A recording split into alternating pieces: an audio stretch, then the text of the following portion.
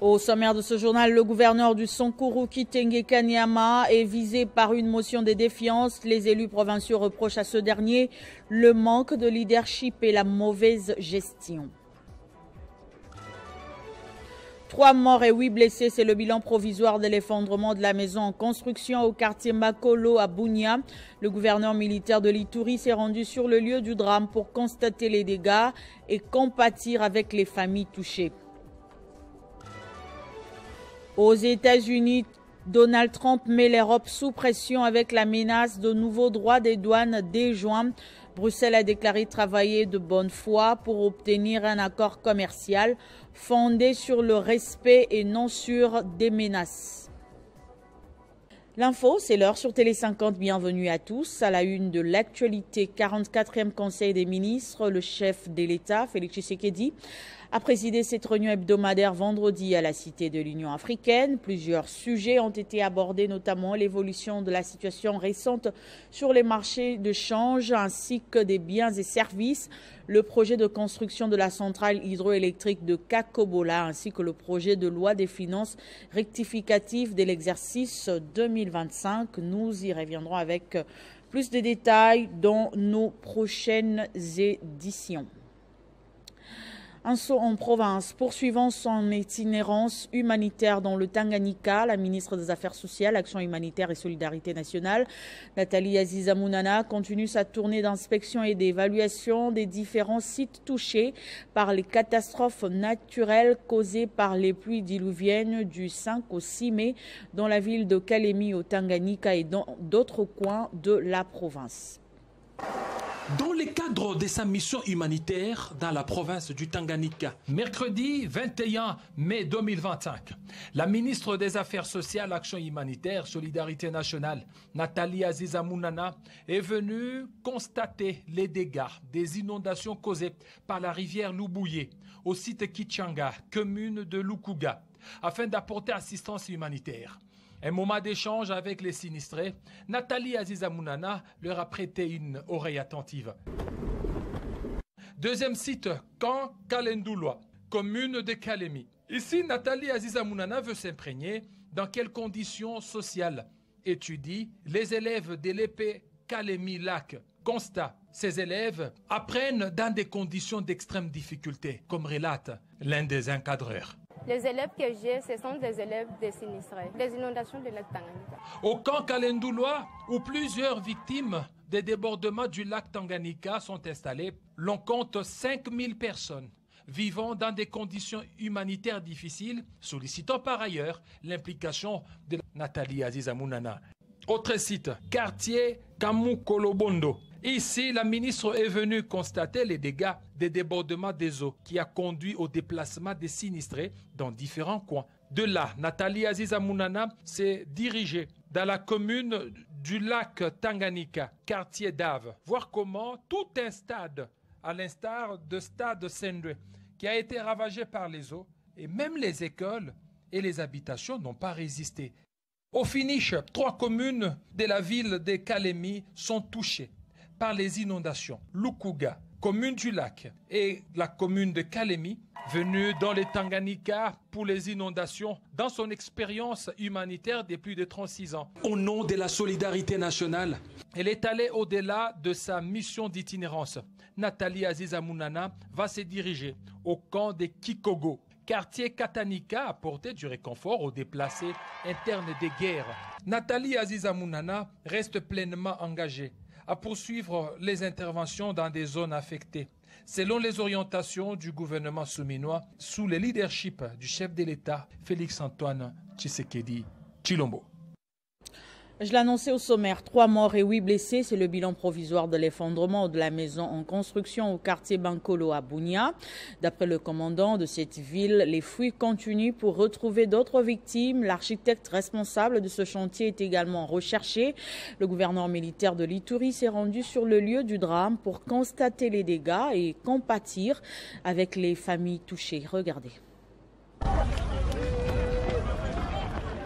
On ne peut pas commencer à bâtir comme ça, surtout un immeuble comme celui-là. Donc il y a des normes à suivre et c'est en menant le l'autorisation de bâtir, on peut savoir ce qu'on doit faire. Je ne pense même pas qu'ils ont eu ça. Donc c'est une grande légèreté et on l'a laissé construire et voilà, maintenant nous avons autant d'enfants et autant de travailleurs qui sont sous les décombres là. Donc ce que nous allons faire, nous avons amené des machines. Depuis que je suis arrivé, depuis que j'ai été informé, je suis en train de suivre ça. On a amené des machines, mais malheureusement ces machines-là ne peuvent pas travailler parce que l'immeuble est tellement fragile que si vous osez encore y toucher, ils seront encore davantage en insécurité là-bas. Merci. Voilà un peu les dégâts quand on est léger, n'est-ce pas, dans son travail. Donc je demande à tout le monde de prendre son courage en main et de suivre vraiment, d'être avec ces familles qui sont vraiment éplorées pour le moment. Pendant ce temps, au Sankourou, le gouverneur Kitenge Kanyama est visé par une motion de défiance. Les élus provinciaux qui reprochent au gouverneur le manque de leadership et la mauvaise gestion attendent l'examen de cette motion de défiance en plénière. À l'Assemblée provinciale de Kinshasa, lors de l'examen général du rapport présenté par la commission d'enquête sur les dégâts causés par les pluies diluviennes survenues du 4 au 5 avril 2025 à Kinshasa, le président de l'APK, les députés provinciaux Diambanza Mwananene, a révélé que 36 personnes sont portées disparues et 110 décès ont été enregistrés. La séance est ouverte. Au cours de cette séance plénière, le président de la commission a souligné que la perte en vie humaine et les dégâts infligés à la population de Kinshasa justifiaient la création de cette commission spéciale. À l'ouverture de la séance plénière du vendredi, le président de l'Assemblée provinciale, Lévi Mbuta, a demandé à la commission d'enquête de présenter son rapport global sur les dégâts causés par les inondations. Je crois que cette commission a travaillé. Aujourd'hui, nous aurons le rapport. Et tout Kinshasa a été informé qu'il y a une commission qui est en train de travailler. Ils étaient sur le terrain, nous les avons vus un peu partout en train de travailler avec des moyens très précaires. Voilà, cela étant, j'invite les membres de cette commission à prendre place à l'endroit aménagé. Le gouverneur de la ville, Daniel Bumba, a également participé à cette séance, témoignant ainsi de l'importance de la situation. Selon la commission, l'ampleur des dégâts a conduit à la mise en place de cette dernière, dont la mission a principalement consisté à enquêter sur les causes et les conséquences des inondations. Le rapport inclut également une analyse des dégâts causés par d'autres pluies diluviennes survenues durant la période d'enquête afin de fournir une vue d'ensemble des impacts. Selon les présidents de la commission, les conséquences de cette catastrophe naturelle sont alarmantes. 110 décès par noyade, effondrement des murs et glissement des terrains, sans compter les 211 blessés, dont 46 ont nécessité une hospitalisation. Environ 40 000 sinistrés, dont 5 956 sont actuellement hébergés dans divers sites d'accueil ont été recensés. Au total, 26 339 ménages ont été affectés avec 5 668 maisons effondrées et de nombreux équipements électroménagers emportés par les eaux. Il vous souviendra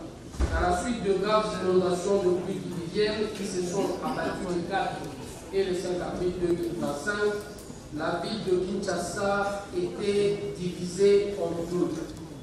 Et il y a eu réellement la coupure du trafic routier sur le boulevard Lumumba. Les infrastructures de base, notamment les ponts sur la rivière Lukaya, ont également subi des lourds dommages. Des cas de dégradation des terrains sont signalés à Mongafula, Ngaliema, Kisanso et Selembao en raison des pluies successives. Il convient de noter que le président de la commission, Diambanza Mwananene, a exprimé sa gratitude envers le bureau de l'Assemblée provinciale de Kinshasa ainsi qu'à tous les députés, experts et journalistes qui ont participé activement aux différentes descentes sur le terrain, y compris les gouverneurs de la ville. La République démocratique du Congo reconnaît au bâtonnier national honoraire Tarsis Matadiwamba pour ses bons et loyaux services une médaille de mérite civique. Ce titre honorifique lui est décerné par le chancelier national sur autorisation du chef de l'État Félix Tshisekedi. Ce jour est particulièrement significatif du vivant du bâtonnier national honoraire Matadi Kamba Muntu Tarsis, qui a été décoré de la médaille du mérite civique par la chancellerie nationale. ça ne concerne pas tant le travail fait à l'Assemblée nationale, tout comme au gouvernement, puisque j'ai été par le passé membre du gouvernement et membre de l'Assemblée nationale. Donc du travail rendu à son pays, et j'avais à mes côtés un médecin, le docteur Diabeno, avec lequel on a créé à l'époque, en 1999-2000, nous avons créé la coordination des ordres professionnels traditionnels, c'est-à-dire les avocats, les médecins, les pharmaciens et les architectes, pour encadrer nos membres afin qu'ils exercent dans l'ordre et dans le respect. Cette médaille est décernée par la République en reconnaissance de ses services loyaux et précieux rendus à la nation, selon la décision numéro 111/003 de la présidence de la République, ainsi que par les décrets loi numéro 012 du 30 mars 2003 et la loi numéro 009 du 5 août 2002 sur l'établissement de l'ordre national héros nationaux Kabila Lumumba. On note que depuis le protocole relatif à la chancellerie des ordres nationaux établi le 24 février 2025, cette décoration est accordée uniquement avec l'autorisation expresse du président Félix Tshisekedi Tshilombo, qui occupe également le poste de grand chancelier des ordres nationaux. Nous remercions donc le président de la République pour son autorisation. Nous remercions l'honorable président du Conseil économique et social d'avoir pensé à ce que quelques-uns d'entre nous, pour ce qu'ils ont fait, puissent être reconnus comme des serviteurs du pays. En plus de la décoration du bâtonnier national honoraire Tarsis Matadi Wamba, le docteur Diabeno Tombe, Dominique Sam et Mara Gover, une opératrice économique de premier plan.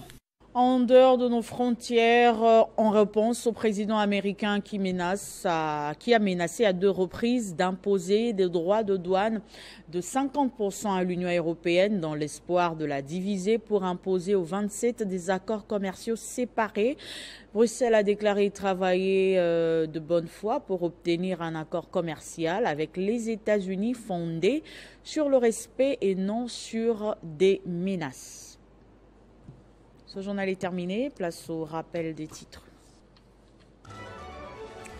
Le gouverneur du Sankuru Kitenge Kanyama est visé par une motion de défiance. Les élus provinciaux reprochent à ce dernier le manque de leadership et la mauvaise gestion.